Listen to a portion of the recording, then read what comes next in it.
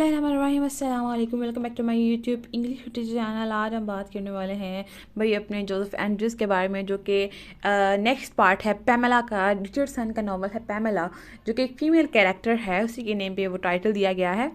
और उसी का भाई जो है वो जोसेफ एंड्रयूज़ है, ठीक है। यानी कि रिचर्डसन का पेमेला नावल का नेक्स्ट पार्ट है जोसेफ एंड्रयूज़, और ये लिखा गया है हेनरी फील्डिंग ने इस नावल को लिखा है, ठीक है। हमारा आज मेन जो फोकस होगा वो इसकी समरी पे नहीं होगा, समरी भी हम डिस्कस करेंगे, लेकिन जो हमारे मेन पॉइंट्स हम डिस्कस करने वाले हैं वो इसका बैकग्राउंड है, क्रिटिकल एनालिसिस है, थीम्स हैं इसके, और जो मेन क्वेश्चन है पिकरेस्क नॉवल, ठीक है, उसके बारे में आज हम बात करने वाले हैं। So without wasting any time let's start the video. But first of all, I have a request to all of you, please subscribe our channel and press the bell icon for more updates. Thank you so much. Let's start. और अगर कोई video आपको चाहिए होती है तो आप comment box में कमेंट करके आप मुझे बता सकते हैं, ठीक है। Then I truly try to do it. Okay, so let's start the video. आज हम बात करने वाले हैं, पहले बात करते हैं पिकरेस्क नावल के बारे में कि व्हाट इज़ पिकरेस्क नावल। तो उसको जानने से पहले हम ये देखते हैं कि पहला पिकरेस्क नावल जो है वो थॉमस नैश ने लिखा है, ठीक है। ये सारा क्रेडिट उन्हें जाता है। उन्होंने ये नावल पिकरेस्क नावल जो है इन इंग्लिश 1594 में लिखा है, ओके।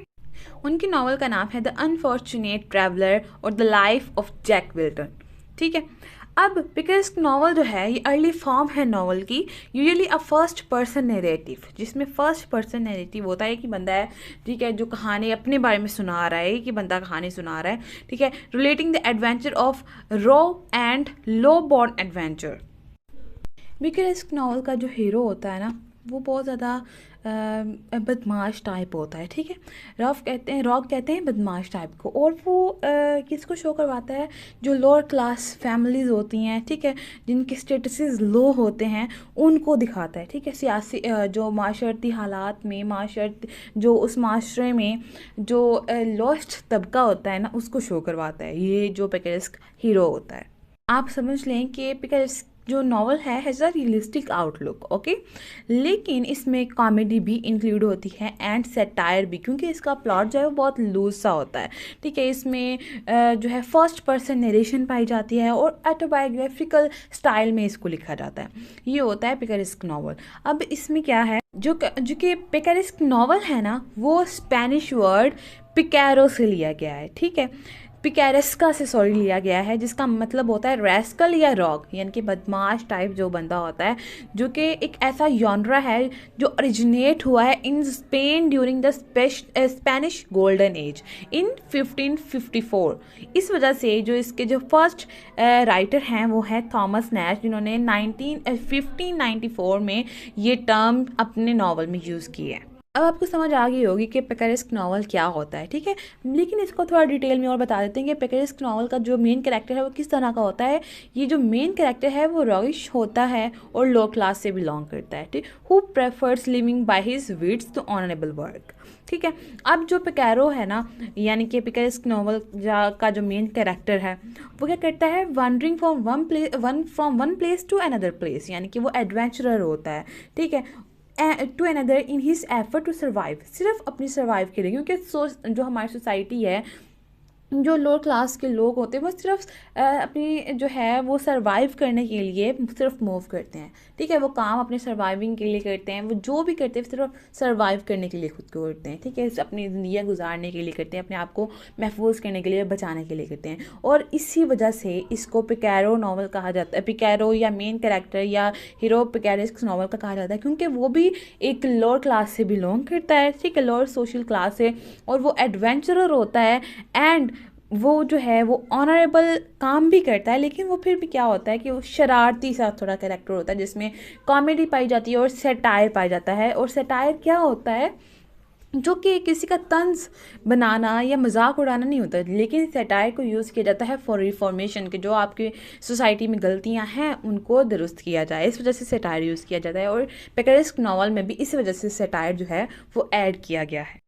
ओके, अगर इसकी कैरेक्टरिस्टिक्स के बारे में बात की जाए तो इसमें सेटायर पाया जाता है, कॉमेडी पाई जाती है, स्कार्सिज्म पाया जाता है, ठीक है, एक्रेबिक सोशल क्रिटिसिज्म पाया जाता है, और first person narration and with N autobiographical easy of telling. An outsider protagonist seeker on an episodic, yes obviously ये episodic form में होता है, often pointless quest of renewal और justice. इसमें सिर्फ वो अपने जस्टिस के पीछे भागते हैं और रिन्यूअल के पीछे भागते हैं, ठीक है। ये मेन कैरेक्टरिस्टिक्स हैं। लेकिन इसके कैरेक्टर के बारे में अगर बात की जाए तो पिकेरेस्क जो नरेटिव है usually written in first person हम बात कर चुके हैं, जिसमें ऑटोबायोग्राफिकल अकाउंट पाया जाता है। मेन कैरेक्टर जो होता है ना is often of lower class, ठीक है, और लोअर सोशल क्लास से बिलोंग करता है। He and she gets by with wits and rarely deigns to hold a job, ठीक है। वो अब लोअर क्लास से बिलोंग करते हैं और वो सिर्फ अपनी विट्स की वजह से जो है अपनी जॉब को या अपने कामों को सर अंजाम देते हैं। There is little if any character development in the main character, once a picaro always a picaro, ठीक है। कभी भी उनमें डेवलपमेंट नहीं आती, लेकिन ये कभी कहीं पाया जाता है कि उनमें उन पिकारो कैरेक्टर्स में जो कि लोअर क्लास से बिलोंग करते हैं उनमें डेवलपमेंट आई हो, क्योंकि ये इसके लिए एक स्टेटमेंट यूज़ होती है कि once a picaro always a पिकारो। जो एक दफ़ा लोअर क्लास से जो बिलोंग करता है वो हमेशा लोअर क्लास से, वो एडवेंचरर और रॉग ही होता है, ठीक है। वो अपने आप को चेंज नहीं करता। लेकिन क्या है, रेयरली पाया जाता है कि उनके हार्ट्स जो हैं या उनके माइंड्स जो हैं वो चेंज हो जाएं। There is little or no plot okay in this story, क्योंकि इसका जो प्लॉट है वो लूज होता है, हम पढ़ चुके हैं, जो कि एडवेंचरर और एपिसोडिक फॉर्म में एक दूसरे के साथ जुड़े होते हैं। जो पिकारो की स्टोरी होती है with a plainness of language और रियलिज्म, इसमें टोटली जो है आम तौर पे जो लैंग्वेज यूज़ होती है और जो रियलिटी होती है वही पाई जाती है, ठीक है। क्यों रियलिटी पाई जाती है? क्योंकि एक ऑटोबायोग्राफिकल नॉवल है। Satire is sometime a prominent element. क्योंकि सैटायर जो है वो रिफॉर्मेशन के लिए होता है। इस वजह से सैटायर जो है इसमें बहुत दफ़ा यूज़ किया गया है, प्रोमिनेंट एलिमेंट होता है ताकि लोग अपनी सोसाइटी को चेंज कर सकें। The behaviour of a picaresque hero और heroine stop just short criminality, carefree or immoral rascality position to picaresque hero as a sympathetic outsider untouched by the false rule of society. अब क्या है जो behaviour है पिकेरेस्क novel और novel के protagonist का, वो क्या होता है, जस्ट शॉर्ट ऑफ क्रिमिनलिटी। उसमें क्रिमिनलिटी नहीं पाई जाती, चीटिंग नहीं पाई जाती, ठीक है। उसमें कोई किसी को धोखा नहीं देता, कोई चीट नहीं करता, अनलॉयल्टी नहीं पाई जाती, ठीक है, केयर फ्री नहीं पाई जाती, इमोरलिटी नहीं पाई जाती। क्योंकि जो हीरो है ना वो सिंपैथेटिक आउटसाइडर होता है, जो कि दुनिया के बाकी सोसाइटी के जो अपर क्लास के मिडिल क्लास के जितने भी रूल्स होते हैं उनसे नावाकिफ़ होता है। इस वजह से इनमें सिंपैथेटिक एलिमेंट्स पाए जाते हैं, जिसमें क्रिमिनलिटी, केयर फ्री होते हैं ये, और इमोरलिटी, रिस्कैलिटी नहीं पाई जाती। वो सिर्फ एडवेंचरर होते हैं, वो सिर्फ अपनी मस्ती में रहने वाले होते हैं, वो ट्रैवलर होते हैं, ठीक है। वो पॉलिटिक्स नहीं खेलते एक दूसरे के साथ, वो चोरियां नहीं करते, ठीक है, वो झूठ नहीं बोलते, वो कुछ नहीं करते, वो उनमें मिसडीड्स नहीं पाई जाती। क्योंकि वो एक लोअर क्लास से बिलोंग करने वाले लोग होते हैं और जो कि सिर्फ वो अनटच्ड होते हैं बाकी सोसाइटी के तमाम रूल से। ये होता है पिकेरेस्क नॉवल। इसकी कैरेक्टरिस्टिक्स, इसके कैरेक्टर के बारे में आपको पता चल गया होगा, ठीक है, क्योंकि ये हमारा मेन क्वेश्चन होने वाला है, डेट्स वाई इसको हम डिटेल में पढ़े हैं। और सबसे पहला जो नॉवल है ये सपोज किया जाता है कि ये जो नेम लिखा गया है लज़ेरिलो द टॉर्मेस एंड इट्स सोर्सेज, ये कंसीडर किया जाता है ये फर्स्ट पिकेरेस्क नॉवल है। क्यों? ये इंग्लिश का फर्स्ट नॉवल है। अब यहाँ पे कन्फ्यूजन होगी कि पहले तो कहा था ये थॉमस नैश का नॉवल है, लेकिन क्या है, ये थॉमस नैश का इन इंग्लिश नॉवल है, ठीक है। लेकिन ये जो नॉवल है ना ये पिकेरेस्क नॉवल का ही, ठीक है, ये इसमें फर्स्ट नॉवल कहलाता है, क्योंकि ये इंग्लिश में नहीं था, वो इंग्लिश में नॉवल है, ये स्पेनिश में नॉवल लिखा गया है इन द फर्स्ट टाइम, और इस वजह से ये जो है ये फर्स्ट नॉवल कहलाता है पिकेरेस्क नॉवल का, वो ये कंसीडर किया जाता है। Let's talk about the Henry Fielding। Henry fielding जो है वो शेफर्न पार्क में पैदा हुए, ठीक है, 1707 में। उसके बाद ये अपनी नानों के पास रहते थे। इनके जो फादर और मदर हैं सारा और एडमंड थे। 1753 में इनकी हेल्थ जो है वो बहुत ख़राब हो गई थी। अब ये जब अपनी ग्रैंड मदर के पास रहते थे वहाँ पे इन्होंने लॉ को भी पढ़ा, ठीक है, और इस लिटरेचर में भी बहुत इंटरेस्ट था। अब जब लॉ में ये चले गए थे तो 1753 में इनकी तबीयत ख़राब होने की वजह से इनको मैजिस्ट्रिकल जो ड्यूटीज़ हैं उनसे जान छुड़वाना पड़ी, उनसे जो है वो मतलब दस्तबरदार हो गए इसके बाद उन्होंने क्या किया, इनके जो इंग्लैंड का क्लाइमेट था वो इनको सूट नहीं किया, जिस वजह से इनको माइल्डर क्लाइमेट चाहिए था, जिसकी वजह से वहाँ से वो चले गए लिस्बन इन पोर्टुगल में, वहाँ पे उनकी डेथ हो गई। ठीक है, अब डेथ उनकी अक्टूबर 1753 में 54 में हुई, sorry. The parental affluence left him in lurch. Okay, the political fight undertaken by him was constant and vigorous.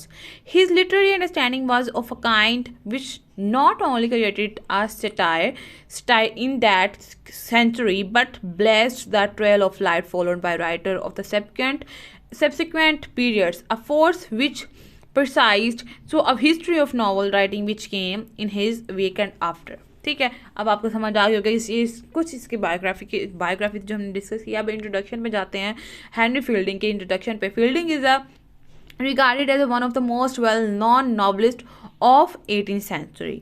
ठीक है, जोसेफ एंड्रयूज जो थे वो जोसेफ एंड्रयूज जो था वो फर्स्ट नॉवल था जो कि फील्डिंग ने लिखा था, जो कि पब्लिश हुआ 1742 में, यानी कि उनकी लाइफ में ही इसको पब्लिश करवा दिया गया as a parody of Samuel Richardson. ठीक है, पैमेला की पैमेला नॉवल था, फर्स्ट नॉवल था सैमुअल रिचर्डसन का, उसकी जो ये पैरोडी थी, क्योंकि पैमेला एक कैरेक्टर थी और जो फीमेल कैरेक्टर थी, और जोसेफ एंड्रयूज मेल कैरेक्टर जो कि पैमेला का भाई दिखाया गया है। He is the first writer in English after Chaucer and Shakespeare who followed the whole weave of the English society. He says that his story was fictitious and his characters were invented. His characters are mostly extrovert as he was not interested in all psychological realism. Characters were real to him and make them real to us also।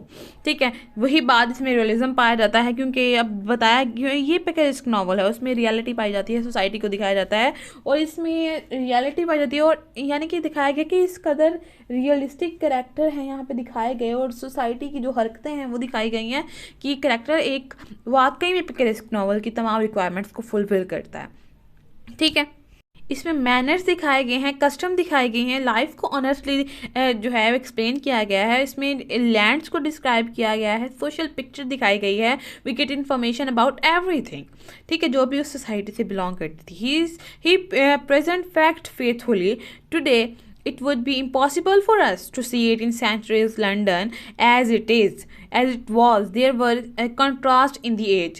If there was good architecture and elegance, there were cruelest license and brutality at the same time. There were highwaymen and robber who robbed and beat people, जैसे कि Joseph के साथ हुआ। ठीक है, उसको naked वहाँ पे छोड़ के चले गए, दिखाया जाता है जो आज की सोसाइटी में हो रहा है वही 18th सेंचुरी में भी हो रहा था। अगर ये पिक्चर्स हमें ना मिलती, ये नॉवल हमें ना मिलते, तो 18th सेंचुरी क्या थी, कैसी थी, ये हमें कभी ना पता चलता। ठीक है, ये हमारे जो राइटर्स की वजह से हमें ये सब कुछ पता चला, जो कि एक मेन आर्टिस्ट थे उस एज के। People died because of hunger. ठीक है, crimes flourished. Fielding describe a scene where Joseph is robbed, beaten and left naked. वही बात कि हमने इसमें पढ़ा है, नावल की समरी अगर पढ़ी है हमने, तो वहाँ पे बताया गया है कि किस तरह जोसेफ को रास्ते में पीटा गया, बिला वजह रॉबरी की गई, और उसको वहाँ पे उसके कपड़े छीन लिए गए और नेक्ड वहाँ पे छोड़ दिया गया। यहाँ पे 18th सेंचुरी में जो हालात चल रहे थे वहाँ पे सेक्सुअलिटी, ब्रुटैलिटी, ठीक है, किस तरह हैरेसमेंट चल रही थी, सब कुछ जो है इस नावल में एज इट इज़ एक्सप्लेन किया गया है जैसे उस सेंचुरी में हो रहा था, और वो तमाम चीज़ें इस सेंचुरी के जो एलिमेंट्स हैं या जो भी इस सेंचुरी के रिक्वायरमेंट्स हैं वो फुलफिल कर रही है, यानी कि वो भी सेंचुरी इस सेंचुरी की बहुत ज़्यादा सिमिलरिटीज़ रखती थी कहीं ना कहीं। ठीक है, तो let's talk about the picaresque novel. हमने डिटेल में इसको पढ़ लिया है। ठीक है, अब मुझे नहीं लगता है इसके बारे में ज़्यादा जानने की ज़रूरत होगी। अब नेक्स्ट पढ़ते हैं जोसेफ एंड्रयूज जो है वो किस तरह पिकेरिस्क नॉवल कहलाता है। Of the road written man in manner of Don Quixote. ठीक है, the plot of this novel is loose. सबसे पहले तो यही बात आ गई, रिक्वायरमेंट फुल हो गई, इसका कोई प्लॉट है ही नहीं, कोई सीधा साधा प्लॉट नहीं है, इसका प्लॉट जो है वो लूज सा प्लॉट है जिसमें कोई डेवलपमेंट नहीं है। We witness the journey of Joseph and Adam from the London to Lady Booby state. There are digression like the story of Leonora and the story of Mr. Wilson, which are not directly connected with the story of novel, but they are as a device frequently used by picaresque novelist. अब ये दो novels थे, लिनोरो का novel और mister Wilson का novel, ठीक है, जो वो भी पिकेरेस्क नॉवल है। और उसी तरह की यहाँ पे भी जो है रिक्वायरमेंट्स पाई जाती हैं, दिखाया जाता है, वो एलिमेंट्स दिखाए जाते हैं कि वहाँ पे भी रोबरी होती थी जर्नी में, जब रास्ते में जा रहे होते थे वहाँ के जो लोग थे वो भी इसी तरह की हरकतें करते थे, ठीक है। इन नॉवेल्स, इन दोनों मिस्टर विल्सन और लिनोरा के नॉवल में भी उनकी स्टोरी भी सेम इसकी स्टोरी की जैसी है और कहीं ना कहीं कनेक्ट करती है एज अ डिवाइस, ठीक है। Comedy often aim at correcting to excess, Fielding also follow the same. He does not spare the lawyer, Scott, or the greed of a Parson Tulliver, but there is a sense of delight and order. There are positive quality of love, charity, and sincerity exposed by Adam. दूसरी requirement fulfil हो गई, ठीक है। कौन सी? कि इसमें loyalty पाई जाती है, चैरिटी पाई जाती है, सिंसियरिटी पाई जाती है, जो कि एडम एक कैरेक्टर है उसके थ्रू शो करवाया गया है, ठीक है। Joseph and Fanny Fielding preaches good and noble qualities, Adam के थ्रू इसको फुलफिल करवाया गया है। जोसेफ और फैनी ये तीनों ऐसे कैरेक्टर हैं जो कि एक दूसरे के साथ बिल्कुल लॉयल हैं और ये रिक्वायरमेंट्स भी यहाँ पे हमारी फुलफिल हो गई है। Fielding preaching good and noble qualities, journey is always important action of the picaresque novel, it is not simply geographical journey, Fielding's character pass in an ideal setting and it is here that we come to know about the generosity of the Mr. Booby and Lady Booby does not change and there is no reformation in her character. जब उसका husband भी मर गया lady booby का, तब भी वो change नहीं हुई, तब भी जो उसका फेयर था, उसकी जो लस्ट थी वो सेम रही है जोसेफ के लिए, ठीक है। तो यहाँ दिखाया गया है कि इसके कैरेक्टर्स में रिफॉर्मेशन नहीं होती, इसलिए यहाँ पे सेटायर भी यूज़ किया गया है और यहाँ हमें बताया गया है कि जो है कैरेक्टर जो है वो जैसे होते हैं वैसे कि वैसे एंड तक रहते हैं और ये तीसरी रिक्वायरमेंट भी यहाँ पे फुलफिल हो गई है। हमने सारी कैरेक्टरिस्टिक्स इस वजह से पढ़ा था ताकि हम देख सकें कि क्या रिक्वायरमेंट्स फुलफिल हो रही हैं पिकेरेस्क नॉवल की, तो ऑब्वियसली यहाँ पे हो रही हैं। Joseph Andrew can be consider a classical among the picaresque stories at its has loose plot. The plot is not able to hold the subject matter together in an organized way. वही बात कि इसमें कुछ भी systematic नहीं है, कोई चीज़ organise नहीं है और हमें एंड्रूज के बारे में भी कुछ नहीं पता कि किस तरह उनको ऑर्गेनाइज किया गया। उसका ये भी नहीं पता कि उसके फादर कौन है, मदर कौन है, एग्जैक्टली वो है कौन, ठीक है। यही कन्फ्यूजन हमें पूरे नावल में रहती है। और जो जर्नी है जोसेफ एंड एडम्स की from London to Bobby state is the main threat of this story, ठीक है। वहाँ पे रोबरी होती है, वहाँ पे जो है क्रूलिटी और ब्रुटलिटी सोसाइटी की दिखाई जाती है, ठीक है। और यहाँ पे एडवेंचर भी दिखाया जाता है, यहाँ पे एक और रिक्वायरमेंट फुलफिल हो गई है। In between the story is held up when there is description of long story which is not connected with the novel. अब ये long story है और इसको episodic way में जो है वो दिया गया है, मतलब सिस्टमाइज किया गया है, तो यहाँ पे भी रिक्वायरमेंट फुलफिल हो रही है कि एपिसोडिक वे में है। This was the technique used by picaresque writer. Both these digression offer variation on the main theme of the book are romance, charity and love. और यहाँ पे हमें तीनों थीम नज़र आते हैं, चैरिटी भी, लव भी और रोमांस भी। किन कैरेक्टर्स में? एडम के कैरेक्टर के थ्रू, जॉर्ज के कैरेक्टर के थ्रू और फैनी के कैरेक्टर के थ्रू। अब जो जर्नी है ना इसका वो मेन सिग्निफिकेंट और सिम्बॉलिकली है, ठीक है। It start from London which is sophisticated and goes toward the bucolic simplicity of parish Fielding present in this high town life. Journey है यहाँ पे मेन सिग्निफिकेंस रखती है, ठीक है। It start from London which is sophisticated, ठीक है। London जो है वो मॉडर्न सिटी माना जाता था 18th सेंचुरी में। और again goes toward the bucolic simplicity of the parish Fielding present the high town life with its vice and virtue of the country. Lady Booby, Mr. Slipslop represent the high society with its snobbery, while Joseph, Fanny and Adam represent ruler virtues. अब दिखाया गया है कि sophisticated families कौन है? Slipslop, Lady Booby, ठीक है, जो कि बहुत हाई फैमिली से बिलोंग करते, रिस्ट्रिक्टेड फैमिली से बिलोंग करते। दिखाया गया है किस तरह वो सोफिस्टिकेटेड फैमिली से बिलोंग करने के बावजूद वो क्या करती हैं, वो करेक्टरलेस हैं, करेक्टरलेस हैं और लस्ट पाई जाती है।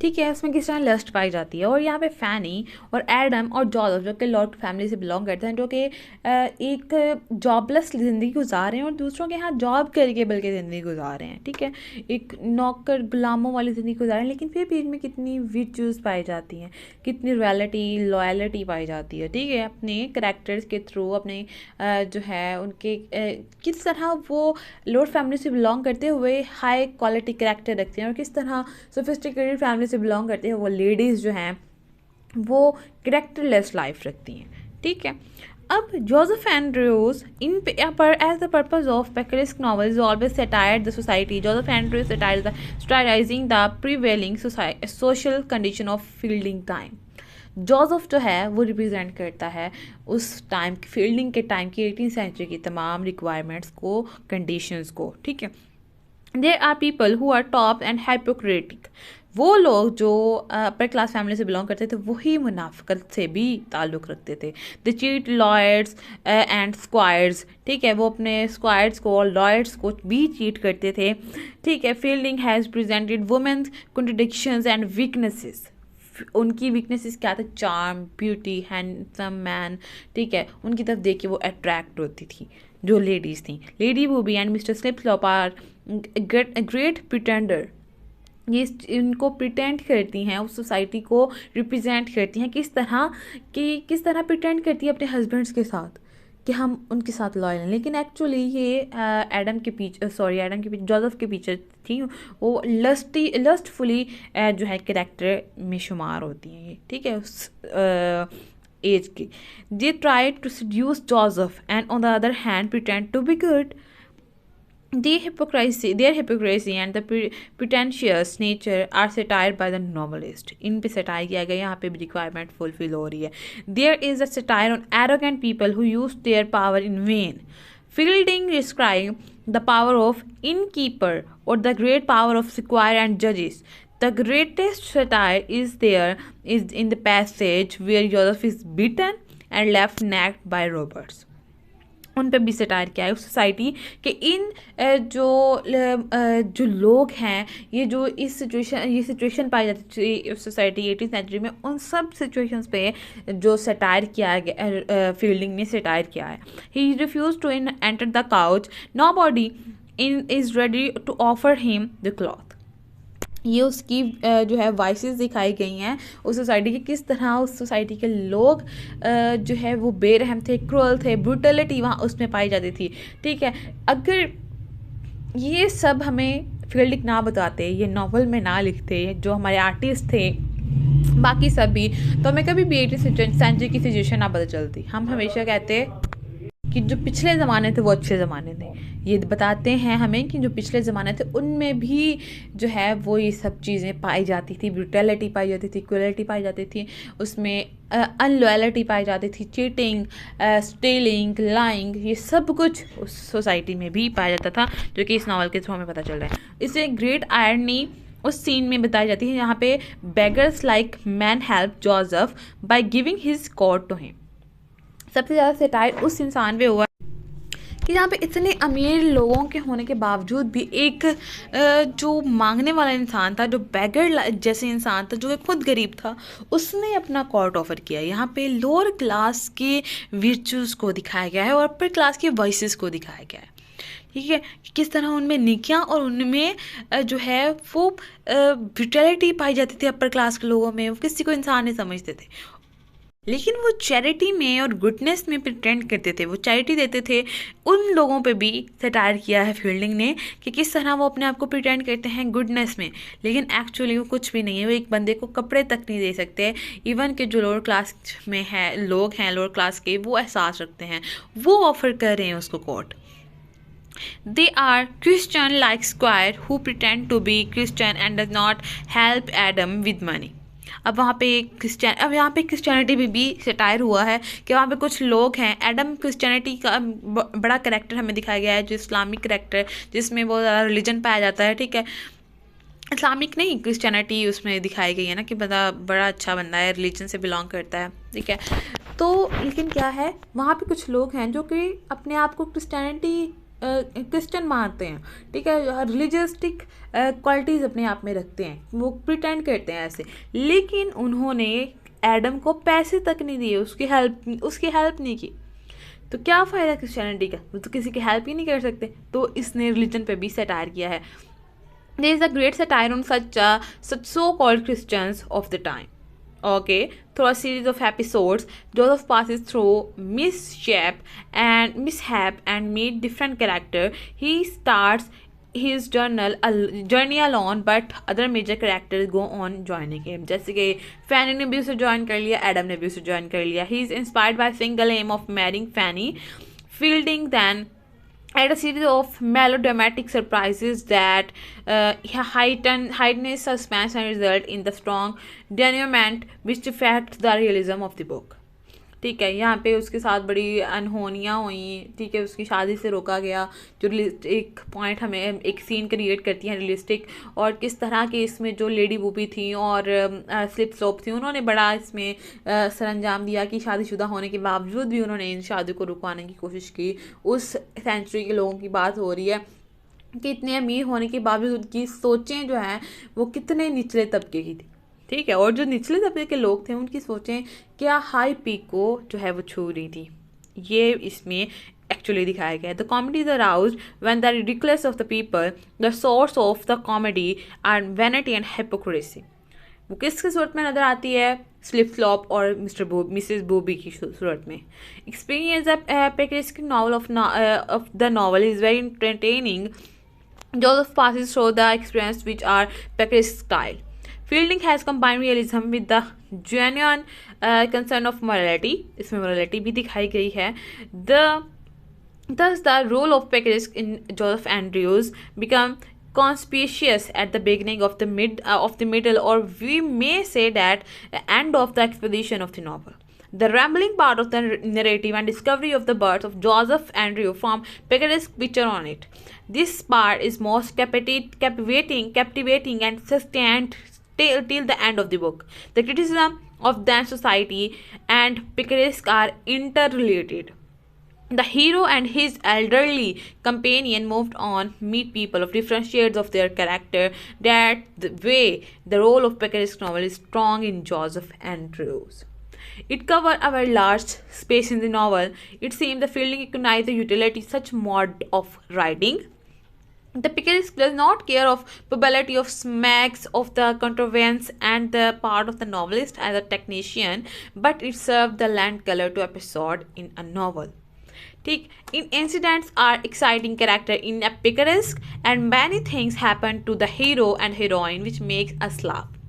कौन सी चीज़ें होती हैं जब स्लिप स्लॉप जो है वो कहती है लेडी बूबी और इनके दरमियान इंकशाफ होता है कि ये आपस में बहन भाई हैं, ठीक है, वो सीन हमें बहुत लाफिंग पॉइंट रेस करता है। इसके बाद जब ये पता चलता है कि वो भाई बहन नहीं हैं तो वो भी सीन हमें जो है वो राइजिंग लाफिंग पॉइंट रेस करता है।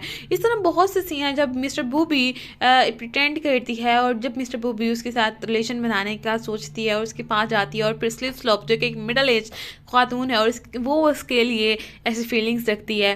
तो ये तमाम चीज़ें जो हैं और उसका सफ़र एक्चुअली ये जो है वो एक लाफिंग पॉइंट रेस करता है जो कि कॉमेडी क्रिएट करता है। कॉमेडी जो है वो भी एक करेक्टरिस्टिक है, एक रिक्वायरमेंट है पिकरेस्क नॉवल की। The hero become a target of several predicaments. The speciality of the novel lies in happening to bring out the character of Adam, an immortal figure of fiction for all the time to come. Further, the Picaresque novel in this novel served to show un-Christian element in general humanity of the time. ठीक है, तो तमाम जो requirements हैं हमारी वो इसमें fulfil हो गई हैं कि इसमें ऑटोबायोग्राफिकल नावल नज़र आती है। 18th सेंचुरी की तमाम सिचुएशन जो कंडीशंस जो थे वो हमें इस नावल में नज़र आते हैं। उसके बाद जो मेन कैरेक्टर है वो लोअर क्लास से बिलोंग करता है और किस तरह वो जो है अपनी जॉब को डिज़ाइन करता है, किस तरह वो मुख्तलिफ सर्कमस्टांसिस से निकलता है और लाफिंग पॉइंट्स रेस करता है। और जो मेन कैरेक्टर है इसका वो जैसा स्टार्ट में रहता है वही, यानी कि once a picaro is always a picaro statement पे जो है वो फुलफिल होता है। इनके जो सर्कमस्टांसेस हैं वो इनको चेंज नहीं करते, जैसे कि लेडी बूबी, मिस स्लॉप वो वैसी की वैसी रही, फैनी वैसी की वैसी रही, एडम वैसे की वैसा रहा, फील्डिंग जो जोसेफ एंड्रयूज है वो वैसे का वैसा रहा। ठीक है, अब ये एपिसोडिक फॉर्म में भी है, फिर इसकी जो स्टोरी है उसका कोई प्लॉट नहीं है और रियलिटी पे बेस करती है। जो इसकी लैंग्वेज है वो भी प्रोजिक लैंग्वेज कहलाते हैं, जो आम जो है इंसान के समझ आ सके। और इसमें सटायर यूज़ किया गया है, कॉमेडी यूज़ की गई है। जो बिहेवियर है पिकेरेस्क नॉवल का वो क्रिमिनलिटी वाला नहीं है। ठीक है, वो उसमें विर्चू पाई जाती है, सिंपैथेटिक एलिमेंट्स पाए जाते हैं और वाकई वो तमाम जो रूल्स हैं सोसाइटी के उनसे अनटच्ड है।